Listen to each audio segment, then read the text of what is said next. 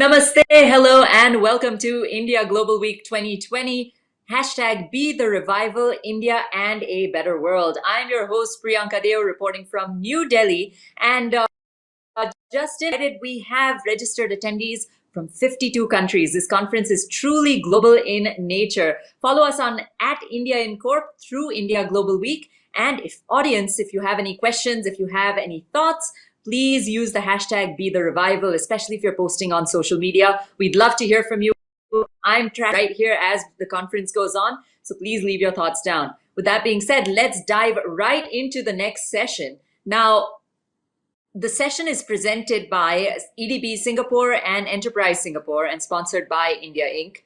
Now, we have, besides the economy, we've been talking about Singapore quite a bit since this morning. Besides the economy and FDI, there are many options for stronger industry collaboration between Singapore and India.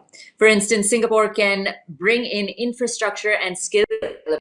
And India can bring technology, life sciences, and support for emerging sectors for the table. So let's begin this session, Business Collaboration, Truly Transformative Partnerships, to find out more. Set. Hello, everyone. It is a pleasure to be with you this August gathering at the India Global Week 2020.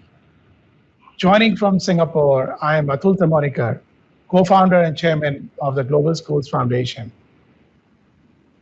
Among the many social and cultural projects that we do, we also run the Global Indian International Schools and the One World International Schools.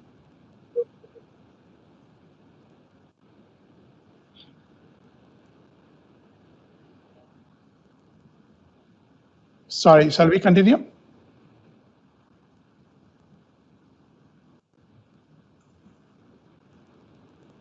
Today we are going to have an interesting conversation on truly transformative partnerships in the business collaboration areas with some of the most creative and innovative minds on the subject. Joining me from Singapore are Mr. Wong Ying Fine, Group CEO, Sabana Jurong Private Limited, Mr. Girish Ramachandran, President Asia Pacific of the Tata Consultancy Services based in Singapore, and Mr. Satya Ramamurthy, Partner and Global Head of Strategy and Head of Infrastructure and Government for KPMG. Around the mid-90s, Singapore's then Prime Minister, Mr. Goh Chok Tong, took exceptional steps to engage with India at economy and many other levels.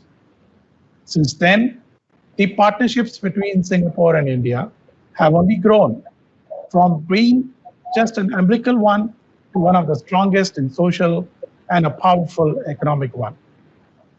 It has led to substantial improvements in the business engagements and made lives better for their citizens.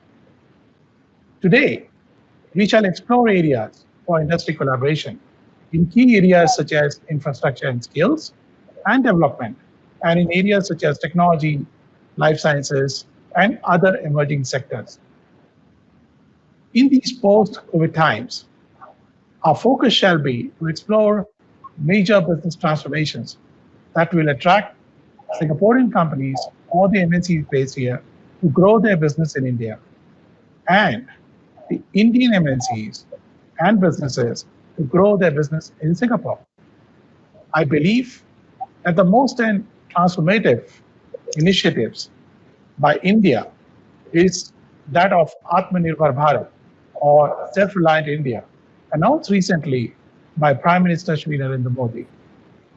This is not just a call or scaling up of manufacturing to next level, but it is also a well thought out program that will be a win-win for the people of India and also for the investors to grow their businesses in one of the fastest growing and reliable economies.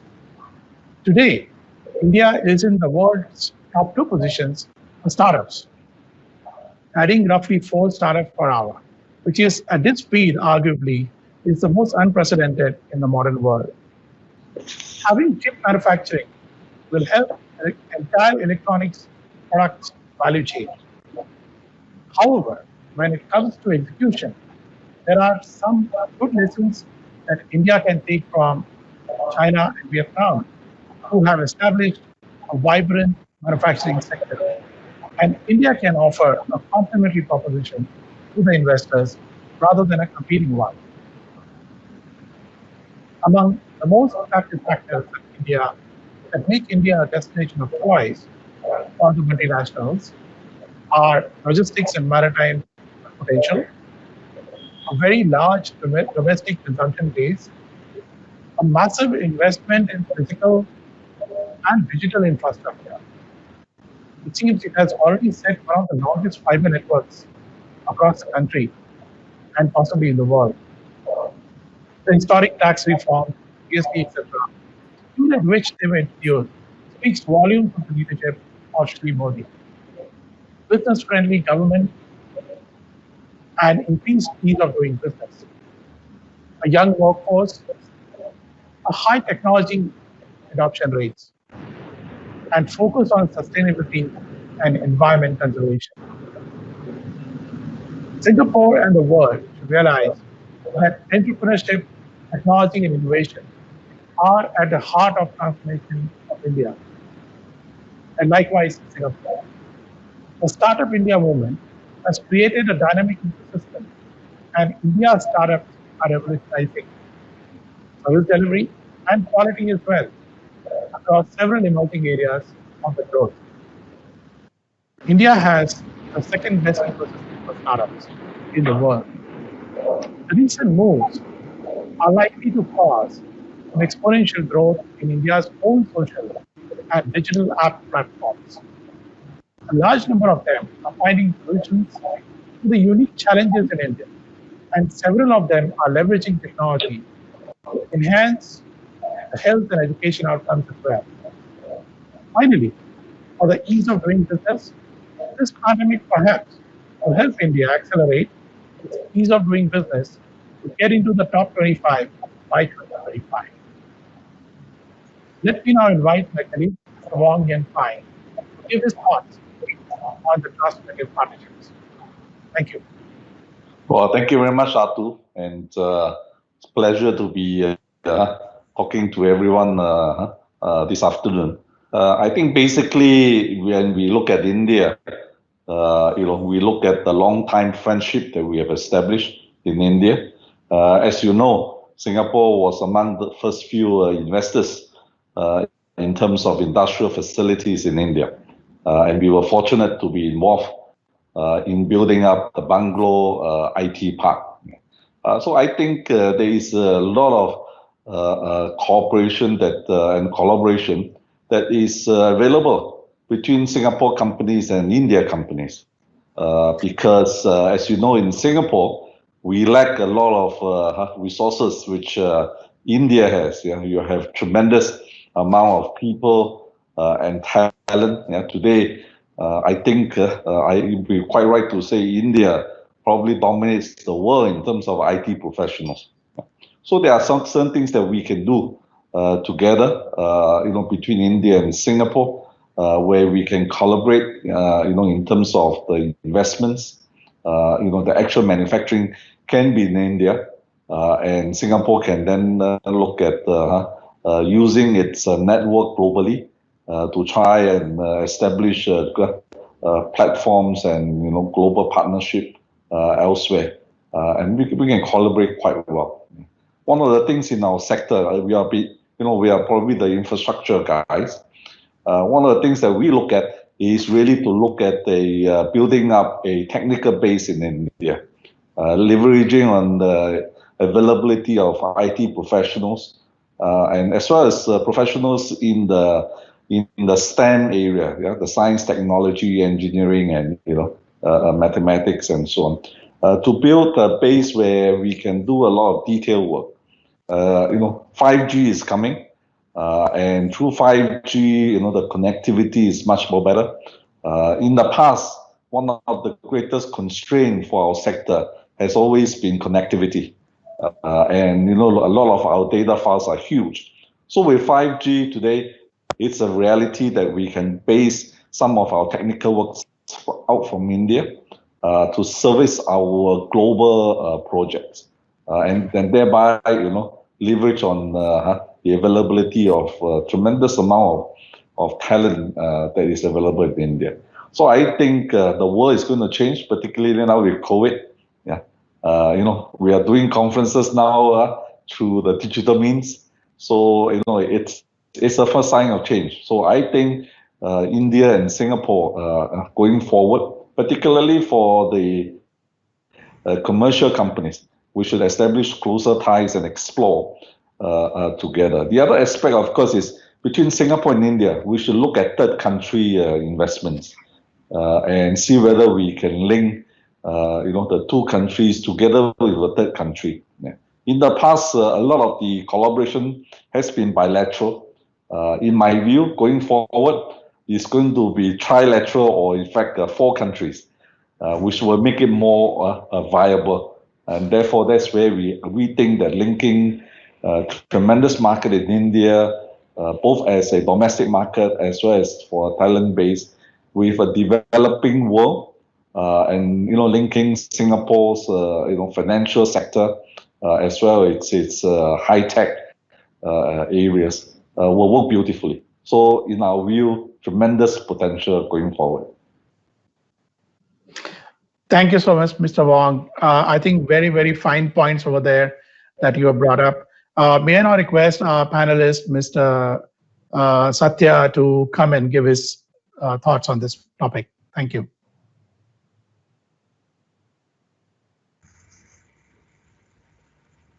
Satya, you're on mute. Thank you, Atul. I'm delighted to be here with you at this very august gathering at India Global Week. And again, very happy to be with illustrious friends like Heng Fine and Girish, to engage on some of these issues. I want to focus on 3 points, and I'll take a more sector-focused approach in my remarks in regard to this idea of collaboration between India and Singapore. First, I want to talk about consulting and professional services. COVID has really created a new intensity in cross-border partnerships, which has really transformed the way our industry works. The hardware and structure have existed, but the software and humanware has been completely transformed in these times. And I'll give you a few examples. First, in our own firm, KPMG, our cybersecurity practice has been facing severe resource constraints. I'm sure it's nothing new, but in these times, it's become even more acute. By combining Singapore, India, and Indonesia into a collaborative joint venture where resources move freely across markets, we've made a seamless collaboration possible. And this has helped deal with a market which is growing at upwards of 30 to 40%. You would think that is unthinkable, but that is reality in this world. And I'm sure Girish can attest to some of those segments in his own business. What we can do now is deal with global clients far more effectively, where the regional headquarters are based in Singapore and the large back offices are based in India far more effectively. COVID has again taken this collaboration to the next level, because one of the challenges we had pre-COVID was having to deal with work passes, travel restrictions, and all of those things. And today, everything is happening pretty much through the high-speed networks that have been put in place. Heng Fine talked about the trilateral, and we are experimenting with Indonesia in our own little way. So it's interesting. In another area, which is enterprise technology, we have a team of 2,200 professionals who are serving ASEAN and Asia, based out of India. Now, what does this do? And again, this is primarily because while Singapore has credibility and the brand, what we need is strong, high value, but lower cost resources being able to serve ASEAN markets. Now, this is definitely possible with a large pool of resources that we have in India. So this is already beginning to play out. I think with the current environment, we can scale this up far more and across the industry, not just in one or two firms. The last thing in this area I want to highlight is that with zero marginal costs and lower overheads like travel and what I would call jet lag, the ability to pack more into diaries of our scarce global leaders can now be made possible like never before. And this means quality of client service and impact can be increased significantly. So while a number of people are pessimistic about what COVID is doing to us, I think this is a great opportunity to take the industry forward into areas we've never really built or focused on. So that is with regard to professional services. Second, I'll speak briefly about infrastructure because this is an area where I personally work extensively in. We don't need to look far beyond the high quality business parks which Singapore companies have built. Heng Fine talked about the first park. Fortunately and coincidentally, KPMG was involved in the very first restructure of that park, ITPL, in the 90s. And it's a long journey. It's taken a long time to make these businesses profitable. But what it shows is if you have the will and if you have the commitment to the market and you identify the right product segment, India is a market you can grow in. And that is testament to the fact that we now have a listed company where Singapore investors can invest in a piece of Indian high quality business parks, which is the AI Trust, for example. There are several other examples where Singapore companies have made investments in like Singtel in Bharti and so on. In energy, I want to make a couple of remarks. First, conventional energy, several investments have been made. However, it's really been a mixed bag because of various factors. However, renewable energy, it is fair to say, is an exciting field where some very good investments have been made. For example, GIC's investment, where in Greenco and Sembcorp itself is investing heavily in renewables, and I think this sector can be a game changer for the collaboration between India and Singapore at a business level. In toll roads, the investments by GIC in IRB infrastructure is an interesting example of the fact that you can invest in dull and boring infrastructure in an effective way.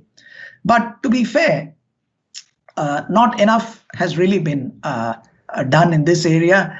And I think where government, particularly in India, need to focus on is strengthening regulatory frameworks in sectors where the investments have not come in, and potentially look at those where there are strong local companies which need capital and connections, like what Heng Fine talked about, to take them forward into the next area.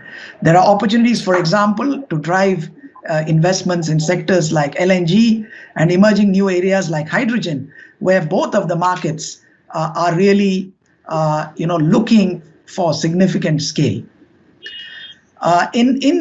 Given the size of the market opportunity and the scale of Singapore investment in Indian infrastructure, we think more can be done. And this is an area where Singapore companies can contribute significantly to raise both the level of technology and quality in infrastructure. For example, high-end engineering services to deliver faster, higher quality built infrastructure with potentially using high quality manpower in India, use of advanced technology and robotics in the construction cycle, and improved asset management methods, which enable infrastructure in India to be maintained to Singapore standards.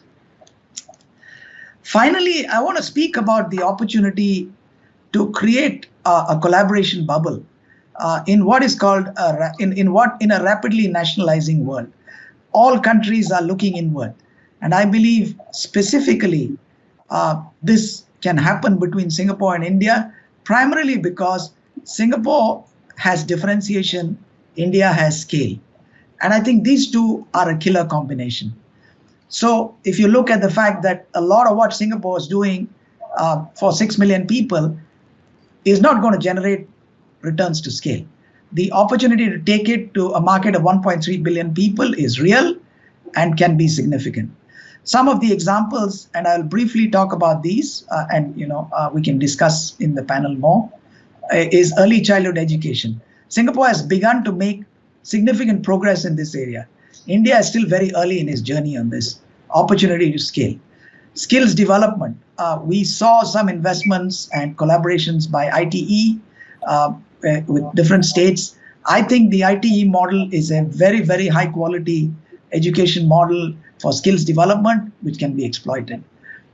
Work that Singapore is doing in vaccines can be scaled into India for mass production. India to Singapore, a ripe area is AI. Singapore has invested a lot in building some of the engines. We need the scale and the market depth in India to perfect these and refine these. India's generic manufacturing capability can support significant areas in the life sciences growth and PPE, where security is an issue. And again, agribusiness is another one where Singapore is looking to build scale and India can contribute. What do I mean by collaboration bubble? Effectively, it means you can build strong cross-border capability with Singapore's differentiation and India's scale without worrying about national boundaries. If this can build, if there is a level of understanding, both at the business to business level. What was discussed, we will see a lot more of what I call self-reliance. Okay? So what it means is that every country will look at what it needs to be self-reliant. Okay? So for example, in Singapore, we are talking about food and food security. Okay? In India, it's talking about how do we be self-reliant in manufacturing. Okay? What it means is that people needs to be trained or retrained for that. Okay? And technology will be at the forefront of these national agendas. And we need to take cognizance of it. Okay? That's the first thing. Okay? And so there is a great opportunity for us to cross-leverage this, okay? Because Singapore has got great manufacturing opportunities, and we can take the technology and bring it to India, as well as if you're looking at things like food and agri, there is a lot of opportunity about what we do in digitization and how it can be brought into Singapore as well. The second one is on digitization, okay? Second trend which I want to talk about. This is going to be all pervasive. Okay? I think technology will tear down socioeconomic walls. And like Heng Feng was talking about, the future is all going to be about digital twins that will take over physical infrastructure. Okay. So what will succeed is transparency, trust, as well as loyalty. And if you put this into context, a great opportunity could be in the area of what India has done in the area of for example, if you look at India's primary and secondary education, and then you come to the higher education that Singapore has put in, there is a great synergy of how it can be cross-leveraged. Okay? The research and innovation capabilities which exist in Singapore is second to none.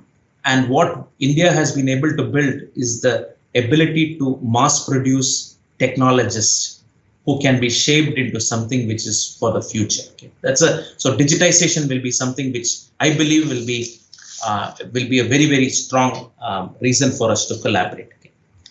The third one is on sustainability, okay? Something which I'm very passionate about. I always believe never waste an opportunity. I never waste a crisis. Okay? Always there are opportunities coming out of it. And we have a very unique opportunity for a sustainable and transparent future. And if you ask me, fourth industrial revolution is all about society. It's not about technology. It's all about society. Okay. If you look at it, more and more people will come and live in cities. More than 1 billion people will go and live in cities in the next 10 years. Aging is going to be a big factor. If you look at what Singapore has done, Singapore will see a lot more people aged, and people have to live their silver years in their homes. Okay, and this is going to be universally true for almost all countries. And climate change is an issue which all of us are actually feeling every day. Okay? So there is a very unique opportunity again to see what does it mean for India and Singapore to collaborate in that particular area. Okay? The last one is something which I'm again passionate about. I call it digital citizens or DigiZen. Okay? I believe that every government has to start building and designing digital inclusion as part of the design itself. Okay? India has done a phenomenal job of creating a digital inclusion framework infrastructure in place, okay, with Aadhaar and others. Okay? And the reason why we are able to get a lot more people into our technology bandwagon is because of the digital inclusion infrastructure which we have put in. We have a great opportunity to bring that across to Singapore, because as Singapore tries looking at how do you look at digital inclusion. Okay? And there is also a large domestic market in India, where you can try out a lot more of investments in this particular area. Okay? So these are the 4 big trends that I see. And one opportunity I really want to put in front of my Singaporean friends is that I really think it's time for us to start curating some senior educational or students to go and start doing their interns in India. We have a very interesting program in Australia called the New Colombo Plan. Very successful, where the New Colombo Plan students go and spend time in India and they learn so much about the country, or they go to all the Commonwealth countries. So we've been part of that particular system. But I really think Singapore students have a great opportunity to experience India, live there, because once you live in a particular country, you understand that culture a lot better, and doing business is much, much more easier. Thanks, Atul. Thank you, Satya. I'm afraid we are running out of time, but I'm going to take just 30 seconds to wrap up and thank my panelists for their excellent views that they have presented. Mr. Wong, you talked about 5G. I think that is one of the largest opportunity area that everyone can look forward to. And with the skills on both sides, it's going to be a great win-win for India and Singapore. I think, Mr. Satya, you also talked about the vaccine, and I think that's on top of everybody's mind, whether it is PPE kits or vaccines. Any collaboration in any of these areas will be highly beneficial to both Singapore and India. And I like your aspect of digital citizens, which Girish, you put it very eloquently. And it is to show that every country has to get into full services on digital platforms and to make sure that every citizen is able to get to the service as quickly as possible. With that, I want to thank all my panelists, Mr. Wong, Mr. Satya, and Mr. Girish. And thank you, India Week, for having us and enjoying the panel discussion. Thank you so much. Thank you.